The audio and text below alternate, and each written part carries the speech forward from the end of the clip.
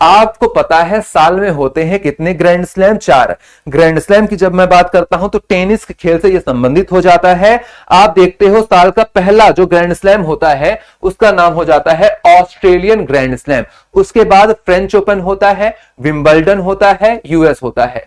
जो ऑस्ट्रेलियन होता है वो हार्ड कोर्ट में खेला जाता है और इसके अलावा जो यूएस ओपन होता है वो भी हार्ड कोर्ट में खेला जाता है। जो फ्रेंच ओपन है वो लाल बजरी में खेला जाएगा और जो विंबलडन ओपन है वो ग्रास में खेला जाएगा। अभी हम लोग चर्चा क्यों कर रहे हैं? अभी हम लोग चर्चा इसलिए कर रहे हैं क्योंकि सितंबर का महीना चल रहा है और कल ही पुरुष और महिला यूएस ओपन आपको देखने के लिए मिला है और यूएस ओपन की अभी चर्चा मैं कर रहा हूं तो इसका विजेता भी हमें मिल चुका है। पुरुषों में कार्लोस अल्कराज जो कि स्पेन से हैं। कार्लोस अल्कराज, यहां पर आप कार्लोस अल्कराज की तस्वीर देख पा रहे हैं, ये स्पेन से हैं। इन्होंने जेनिक सिनर को हराया है फाइनल में, ठीक है। और इसके अलावा आप बोलेंगे महिलाओं में आरेना सवालेंका विजेता रही हैं जो कि बेलारूस की हैं। मैं सिर्फ यूएस ओपन की अभी बात कर रहा हूं, है ना। आरेना सवालेंका की तस्वीर अगर मैं आपको दिखाऊं तो ये आप आरेना सवालेंका की तस्वीर देख पा रहे हैं। महिला एकल यूएस ओपन का खिताब 2025 में इन्होंने जीता है। और आप एक बात और याद रखेंगे कि जो आरेना सवालेंका है वो किसको हराई हैं? अमेरिका की अमांडा को हराकर यह खिताब जीती हैं। इसके अलावा सेरेना विलियम्स के बाद यूएस ओपन खिताब बरकरार रखने वाली ये दूसरी महिला बन गई हैं। आप ये बात भी याद रखिएगा, सेरेना विलियम्स के बाद यूएस ओपन खिताब सफलतापूर्वक बरकरार रखने वाली पहली महिला बन गई हैं। सेरेना विलियम्स के बाद मतलब ओवरऑल दूसरी महिला बन गई हैं। कौन? आरेना सवालेंका। अच्छे से याद रखिएगा, न्यूयॉर्क शहर पर यह खेल खेला गया था।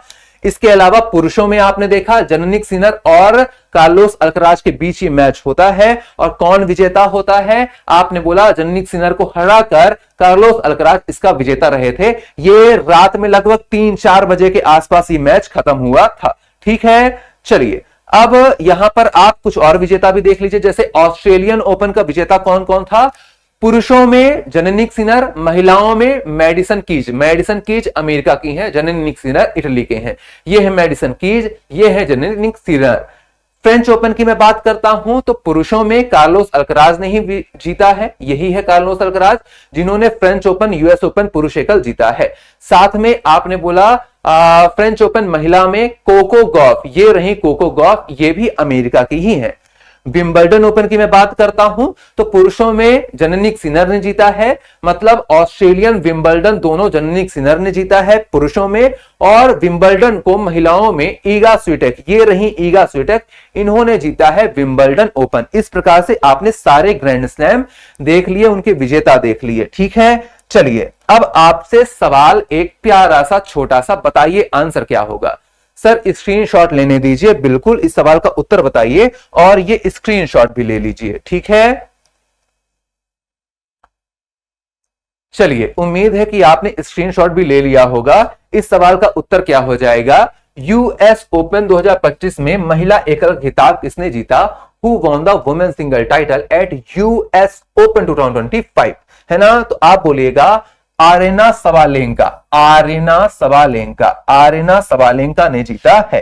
किस देश की है आरेना सवालेंका? तो आप बोलेंगे बेलारूस की ये एक खिलाड़ी हो जाती हैं। किस खेल से संबंध है? जब भी हम यूएस ओपन, विंबलडन ओपन की बात करते हैं तो ये ग्रैंड स्लैम है और इनका संबंध टेनिस से हो जाता है, इनका संबंध टेनिस से हो जाता है, ठीक है। अब ये सवाल भी आपके सामने, आप सभी मुझे कमेंट बॉक्स में बताएंगे, ठीक है।